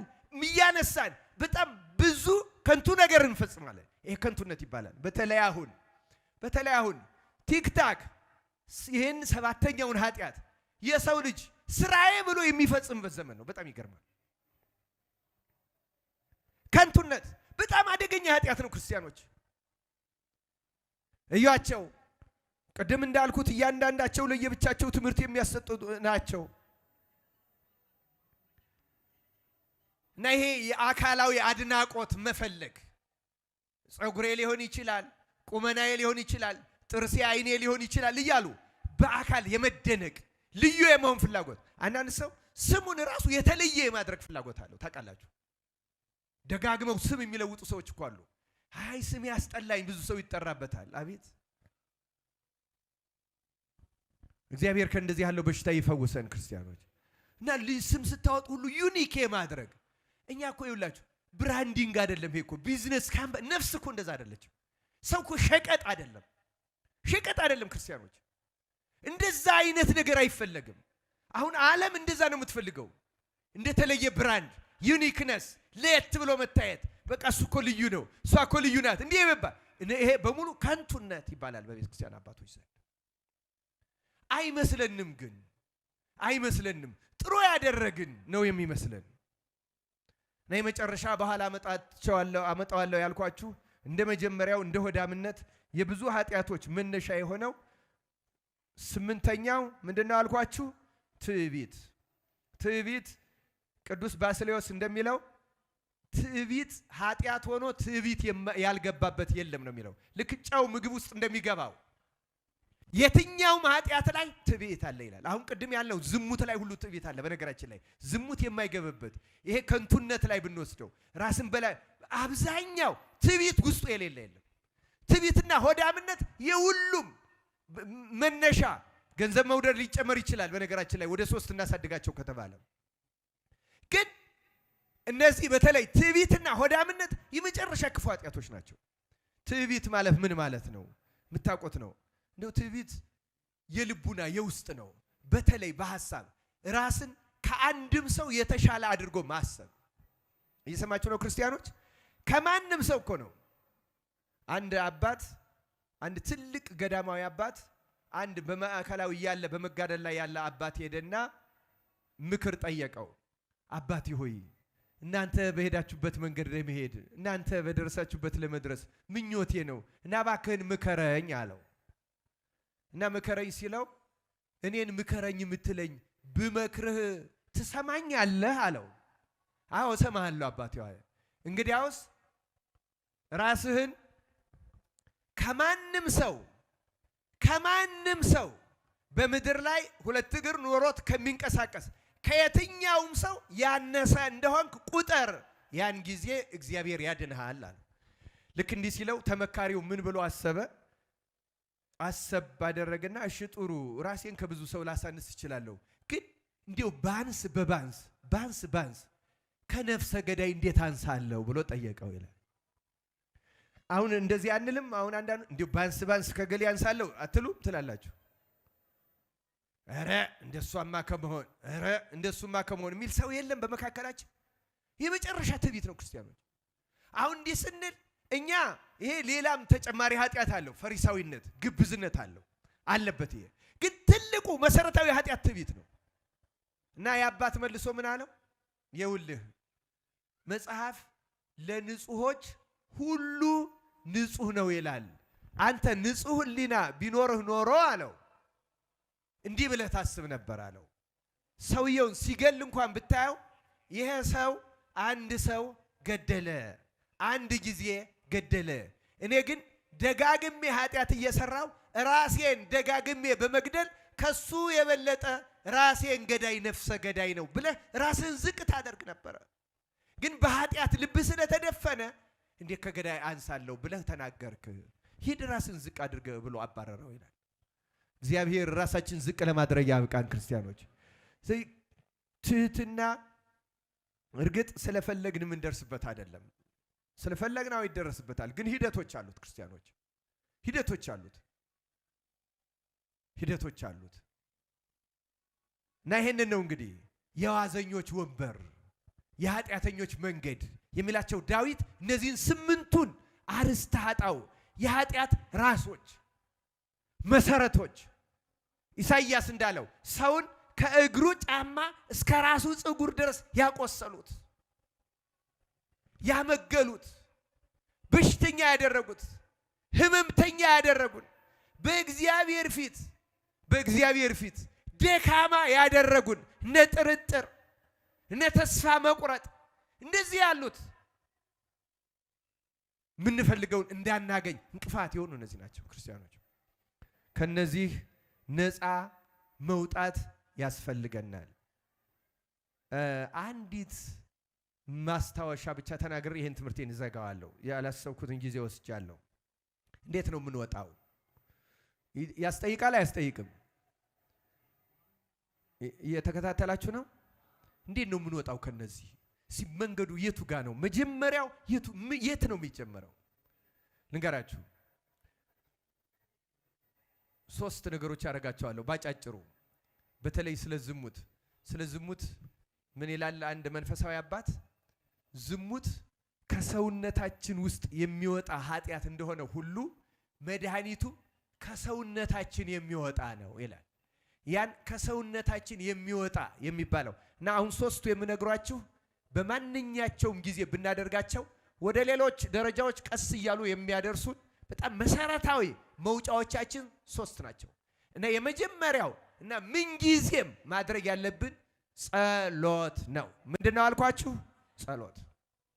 ምንም ኃጢአት እንስራ፣ ምንም አይነት ህይወት ውስጥ የተመሰቃቀለ ህይወት ውስጥ እንሁን፣ ምንም አይነት ነገር ውስጥ እንሁን እና እንዲያው እንደ ዝሙት ያለውን እንደ ቁጣ ያለውን ህሊና ነፍስን የጨለማ መጋረጃ ጋርዶ ተስፋ ወደ መቁረጥ የሚወስደንን ለሰይጣን ምቹ የሚያደርገንን የሚያርቀው ይላል። በተለይ በእንባ ልክ ዝሙት ከሰውነታችን እንደሚወጣው ጸሎትም ከሰውነታችን ነው የሚወጣው።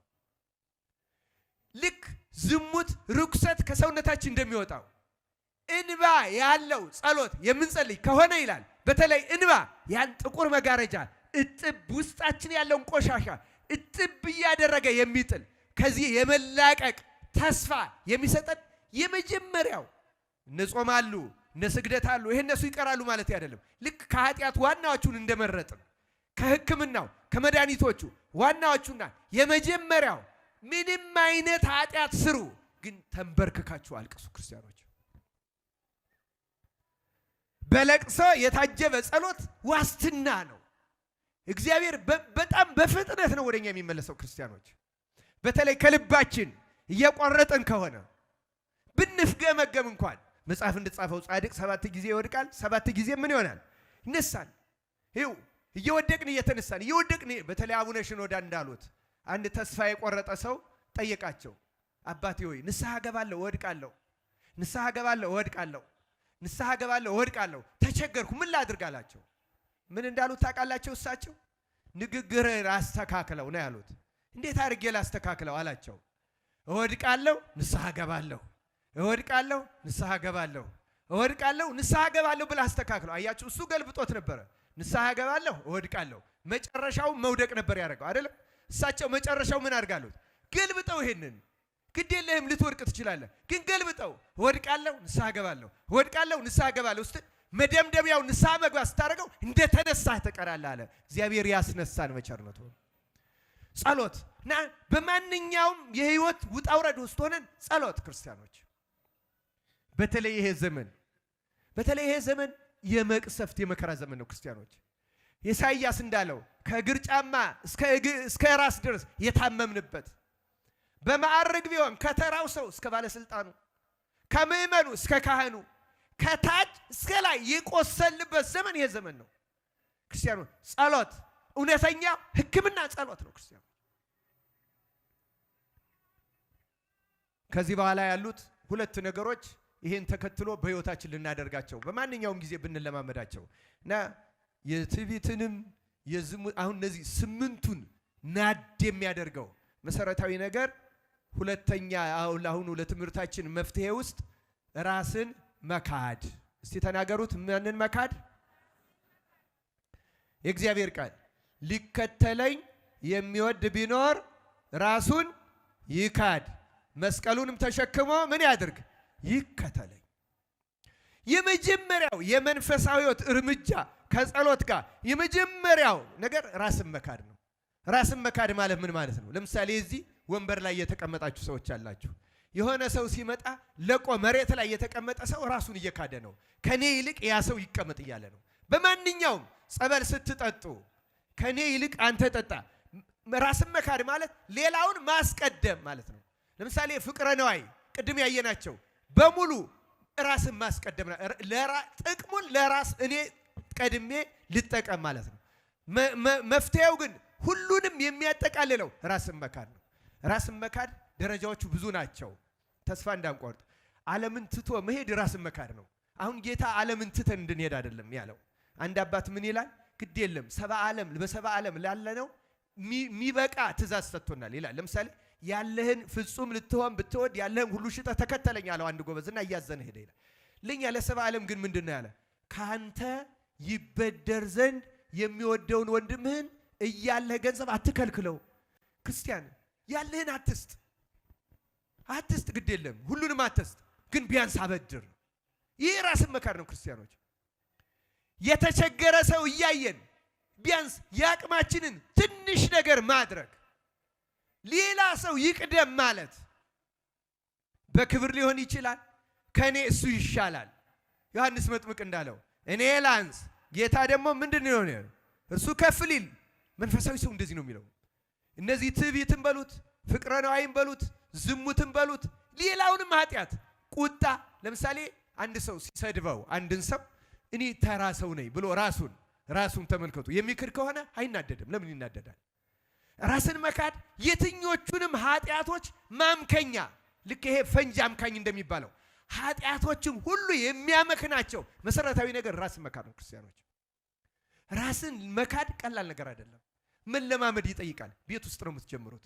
አንድ ሰው ራሱን መካድ ከተለማመደ መጀመሪያ በማንኛውም ጊዜ በ24 ሰዓት አይምሮ ፍጹም ሰላማዊ ይሆናል። ልንገራችሁ፣ ይኸው ራስን መካድ የሚሰጠው ጥቅም በጣም ብዙ ነው። ሌሎች ሰዎች እንዳይናገሩን፣ እንዳይጣሉን፣ እንዳይጎዱን ማድረግ አይቻልም። ራሱን የካደ ሰው ግን እኔ ቢሰደብ ጌታዬ እንኳን ተሰድቦ የለም ወይ፣ ቢታሰር ጌታ ለእኔ ተገርፎ የለም ወይ፣ መከራ እንዲሆነው የለም ወይ እያለ ይቀበለዋል፣ ያሸንፋል። እግዚአብሔር እጅግ የሚገርም ጸጋ እየሰጠው ይሄዳል። ራስን መካድ በጣም መሰረታዊ ነገር ነው። ክርስቲያኖች ልምምድ ይፈልጋል። ራሱን የሚክድ ሰው ትዳር ውስጥ ሰላም ነው የሚኖረው። ራሳችን ስለማንክድ እኮ ነው ባልና ሚስት ችግር ውስጥ የሚገቡት። እንዲህ አላደረገችልኝም፣ እንዲህ አላደረገልኝም፣ ይሄን ስጠብቅ ያልሆነም፣ ይሄን ስጠብቅ ያልሆነም ምን ለራሳችን ቅድሚያ ስለምንሰጥ ነው። ሴት ሆይ ለባልሽ ቅድሚያ ስጭ፣ ወንድ ሆይ ለሚስት ቅድሚያ ስጥ። ራስን ካደው፣ በቃ ለእርሷ ይሁን። ልብስም ከሆነ እሷ ትልበስ፣ ጫማም ከሆነ እሷ ታድርገ። አንቺም ባልሽ እያንዳንዳችን ራሳችንን ሁለተኛ አድርገን ቤታችን ውስጥ ያለውን ሰው ካስቀደምን በፍጹም መተሳሰብ እና ያ የምንመኘው ወደ ኋላ የሚመጣው በነገራችን ላይ መፍትሄዎቹ ራሱ ለነዚህ ወደ 8 የሚደርሱ ናቸው። ጊዜ ስለሌለኝ ሶስቱንና ሁሉንም የሚያጠቃልሉትን ነው የምናገረው። ለምሳሌ አሁን ፍቅር መፍትሄ ሁሉ ሰጪ ነው፣ ግን ፍቅር በቀላሉ አይደርስበትም። ትህትና በቀላሉ አይደርስበትም። መፍትሄዎች ናቸው ግን 8ቱ አበይት መፍትሄዎች ውስጥ እነዚያ ሁሉ ግን የሚበቅሉባቸው ቦታ አለ። ይገርማቸዋል። እነዚያ የሚፈቅሉባቸው 3ቱ ናቸው። ልክ ትዕቢትና ሆዳምነት የኃጢአቶች ሁሉ መብቀያ እንደሆኑት ሁሉ ጸጋ እግዚአብሔር የጸጋ እግዚአብሔር መብቀያዎች መፈልፈያዎች ደግሞ እነዚህ 3ቱ ናቸው።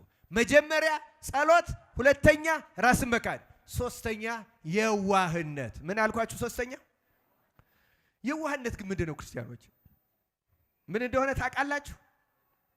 አዎ የዋህነት 3 ደረጃዎች አሉት። ስንት ደረጃዎች አሉት? 3። የመጀመሪያው ደረጃው የዋህነትን የሚለማመድ ሰው መጀመሪያ የሚያደርገው ክፉን በክፉ አትመልሱ የሚለውን ቃል መፈጸም ነው። መጀመሪያ የዋህ ሰው የሚባለው ለሚደርስበት ማንኛውም ክፉ ነገር ምንም አይነት ክፉ ምላሽ የማይሰጥ፣ ስድብም ቢሆን የሚሰድቧችሁ መርቁ፣ ስለሚያሳድዷችሁ ጸልዩ አይደለም የሚለው እግዚአብሔር ቃል። ስለዚህ የመጀመሪያው ክፉን በክፉ አለመመለስ የዋህነት የመጀመሪያው ደረጃ ይሄ ነው። ሁለተኛው የዋህነት ደረጃ ክፉ ስለሚያደርጉበት ሰዎች መጸለይ። መጀመሪያ ክፉ ለማድረግ፣ ሁለተኛ መጸለይ። አንድ አባት ምን ይላሉ? አንዲት እህት ሄዳ ጠየቀቻቸው። ምንድነው የምትጠይቀኝ? ቢሮዬ ውስጥ ይጠሉኛል፣ ሲያዩኝ ፊታቸውን ያዘራሉ፣ ይጠቋቆሙብኛል፣ እንደዚህ ያደርጉብኛል እና ስቃይ ሆነብኝ፣ ጠላዋቸው፣ እንደዚህ ያለቻቸው እና ይሄ አንቺ ድክመት ነው አሏት። ምናልባትም አንቺ የሚመስልሽ ከነሱ ካደረጉት በላይ እየተጋነነ ነው አእምሮሽን የሚረብሸው፣ ሰላም ያጣሽው በረ እንዲህ አድርጊ አሏት። መጀመሪያ ስለነሱ ስለሚያደርጉት ምንም አጸፋ አትስጭ፣ ይሄን የዋህነትን ነገሯትና፣ ሁለተኛው ግን ስለነርሱ ጸልይ አሏት። ጸልይ። ምን ብዬ ልጸልይ አለቻቸው። እንዲህ ብለሽ ጸልይ አሉ። ጌታ ሆይ መልአክህን ላክና በእኔና በእነሱ መካከል ሰላም አድርግ፣ እባክህ የሰላምህን መልአክ ላክ። እነሱ በበጎ እንዲያዩኝ እኔም በበጎ እንዳያቸው፣ እነሱ በጎ ቃል እንዲናገሩኝ እኔም በጎ ቃል እንድናገራቸው፣ ክፉም ከተናገሩኝ እንድታገሳቸው፣ እንደዚህ ብለሽ ጸልይ አሏት ይላል። የሚገርማችሁ ይህን 2 ሱባኤ ያህል ከጸለየች በኋላ ሰዎች ሁሉ ወደዱኝ ብላ ተመለሰች ይላል ታሪኩ ላይ። እግዚአብሔር እንዲህ ያለው ማስተዋል ለሁላችን ያደለኝ። ክርስቲያኖች ይህን እባክህ የሰላምን መልአክ ላክ፣ በእኔና በገሌ መካከል ጸብ ካላችሁ እግዚአብሔሩ የሰላም መልአክ ላክልን፣ ጸልዩልን ለዚያ ሰው። የዋህነት ደረጃው ይሄ ነው። ስለሚክፋት ስለሚያደርግበት፣ ስለሚመቀኛችሁ የሚመቀኝ ካለ፣ ስለሌላ የሚቀናባችሁ ካለ፣ እንዲህ ያለው ካለ ስለዚያ ሰው ጸልዩ። ሁለተኛው የዋህ አንድን ሰው የዋህ የሚያሰኘው ሞኝ መሆን ማለት አይደለም። የዋህ ክርስቲያኖች ስለዚያ ሰው መጸለይ። መጀመሪያ ምንም አይነት ክፉ አለመመለስ፣ ሁለተኛ መጸለይ፣ ሶስተኛውና የመጨረሻው ራስን ተጠያቂ አድርጎ እግዚአብሔርን ይቅርታ መጠየቅ። ራስን ተጠያቂ ማድረግ ምን ማለት ነው? ምናልባት ይሄ ሰው እንዲህ አይቶ የሚያየኝ እኔ ኃጢአተኛ ስለሆንኩ በኃጢአቴ ምክንያት ሊሆን ይችላል። የሰራፕታዋ መበለት ትዝ ትላቸዋለች። ለኤልያስ እንጎቻ ጋግራ አምጥታ ቤቷ በዱቄት በረከት የተሞላላት ኤልያስን ካስገባቸው በኋላ ልጇ ሞተባት። ሲሞትባት እንዲህ ብላ አሰበች ይላል፣ ልጄ የሞተው ይሄ እግዚአብሔር ሰው ነብዩ ቤቴ ገብቶ ሲጸልይ እግዚአብሔር ኃጢአቴን ገልጾለት አዝዶብኝ በእኔ ኃጢአት ሊሆን ይችላል። የሆነውን ሁነት እሷ ተጠያቂ ያደረገች እና ሄዳ ኤልያስን ይቅርታ ጠየቀችው። እባክህ የእግዚአብሔር ሰው ሆይ ካንተ ጋር ምን አለኝ? ራስን ተጠያቂ ማድረግ ማለት የሚጠሉን ሰዎች፣ የሚመቀኙን ሰዎች፣ ጉዳት የሚያደርሱን ሰዎች ምናልባት በኃጢአታችን ምክንያት ሆኖ እግዚአብሔር ትዕቢቴን አይቶ ዝቅ ሊያደርገኝ፣ ግብዝነቴን አይቶ ሊያስተካክለኝ፣ ፍቅረ ነዋይ የሰለጠነብኝ መሆኔን አውቆ ሊያርመኝ ፈልጎ ይሆንን? ምናልባት በእኔ በተደበቀ ኃጢአት ሊሆን ይችላል።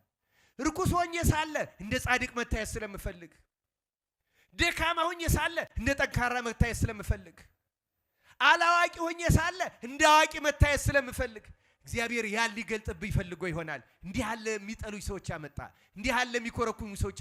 እግዚአብሔር ክፉ ሰዎችን የሚያስነሳው በኃጢአት ምክንያት ነው። ይሄ ሁሉ የሆነብኝ በእኔ ኃጢአት ምክንያት ይቅር በላይ ብሎ ተመልከቱ። ስለ ክፉ ሳይመልስ ስለዚያ ሰው እየጸለየ መጨረሻ ራሱን ተጠያቂ የሚያደርግ ሰው እውነተኛ የዋህ ይባል። ይሄ ሰው ከዚህ በኋላ ትህትና ከልቡ ከእግዚአብሔር ከሰማይ ጸጋ ሁና ትሰጠዋለች። በትህትና ሲያድግ ፍቅር ይሰጠዋል። ከዚያ በኋላ ጸጋ ሁሉ በሰውነቱ መሰልጠን ይጀምራል ይላል። እግዚአብሔር ወደዚያ ለመድረስ ያብቃን። የተወደዳችሁ የእግዚአብሔር ቤተሰቦች እነዚህ ሶስቱ መሰረታዊ ነገሮች ናቸው። ጸሎት፣ ራስን መካድ፣ የዋህነት መለማመድ ይጠይቃል። በእነዚህ ያልጀመረ ሰው ክርስቲያኖች፣ ራሱን ያልካደ ሰው ስለ ልብሱም ንጽህናችሁን አትጠብቁ እያልኩ አይደለም። ክርስቲያኖች በየትኛውም ቦታ ስንሄድ ንጽህና መጠበቅ አስፈላጊ ነው። እግዚአብሔር ቆሻሻ ስለሆነ አይወደንም። በገርል ምክንያት ቆሻሻ የሚለብሱ በቆሻሻ የሚኖሩ አሉ። እነሱ ሌላ ናቸው፣ ገርለኞች ናቸው። እኛ መሰረታዊ ንጽህናችን መጠበቅ አለብን። የአፋችን ሆነ የሌላ ለሌላ ሰው በመንፈሳዊነት ምክንያት ሰዎችን መረበሽ የለብንም። ግን ለራስ አትኩሮት መስጠት፣ የተለየ ፍላጎት መስጠት፣ ቅድም ያልናቸው ይሄ ከምግብም ከምንም ከደረጃ ከስታንዳርድ ምንሰጥ ከሆነ አንችልም። ራስን መካድ ከሰዎች በሙሉ ከየትኛውም ሰው ቢያንስ ከየትኛውም ሰው በላጭነት እንደሌለን ከሰዎች እንዳንዱ ራስን መቁጠር በጣም አስፈላጊ ነው። ክርስቲያኖች እየጸለዩ ከዚያ የዋህነትን እነዚህን ሶስቱን ተለማመዱና እዩአቸው። ክርስቲያኖች የእውነቴን ነው የምነግራችሁ። የዋህነትን እየተለማመድ ራስን መካድ እያተለማመድ ሰውን እያስቀደም እየጸለይን ከሄድ ማንኛውንም ኃጢአት ድል መንሳትን ክርስቶስ ይሰጠናል። እኛ አይደለም ድል የምንነሳው። ድል መንሳትን የሚሰጠን ማን ነው? ክርስቶስ ነው። ይኸውላችሁ እነ ትህትና፣ አሁን አንድ ሰው ትሁት መሆን ይፈልጋል፣ ግን ትሁት መሆን ስለፈለገ አይችልም ያልኳችሁ ለዚያ ነው። ቀደም ለምንድን ነው የማይችለው? ራሱን ሳይክር ትሁት መሆን አይችልም። ሳይጸልይ ትሁት መሆን አይችልም። የዋህነትን ሳይለማመድ ትሁት። እነዚህ ሶስቱ መግቢያዎች ናቸው። ለዚያ ነው በአንቀጸ ብፁዓንም ትምህርቱ ጌታ የጀመረው በየዋህነት ነው። የዋሆች ብፁዓን ናቸው ምንን ይወርሳሉ? ምድርን። ምድር የተባለች ሰውነታቸውን አሁን ኃጢአት የወረሳትን፣ አሁን ዲያብሎስ የወረሳትን፣ አሁን ክፋት የወረሳትን የዋህ ከሆኑ እነሱ መውረስ ይጀምራሉ። ርስታቸውን ያገኟታል። ወደ ልቡናቸው መቅደስ ይገሰግሳሉ። እግዚአብሔርንም እንደ ዳዊት እማይምቅ ጸዋዕኩከ፣ ከጥልቅ ልቡናዬ ውስጥ ፈልጌ ጮኽኩ አንተም ሰማኸኝ እያሉ በራሳቸው የሰውነት መቅደስ ውስጥ እግዚአብሔር ለማግኘት ይችላሉ። የዋሃን ብፁዓን ናቸው ምድር ሰውነታቸውን፣ ምድር ነፍሳቸውን፣ ምድር ገነትን፣ ምድር መንግሥተ ሰማያትን ይወርሳሉ አለ። የዋህነት የሁሉ መግቢያ በር ነው። ክርስቲያኖች እነዚህን አድርገን ስምንቱንና የእነሱ የሚወልዷቸውን ኃጢአቶች ድል ነስተን የክብሩ ወራሾች እንድንሆን አምላካችን እግዚአብሔር በቸርነቱ ይርዳን። ይቆየን። ወስብሐት ለእግዚአብሔር።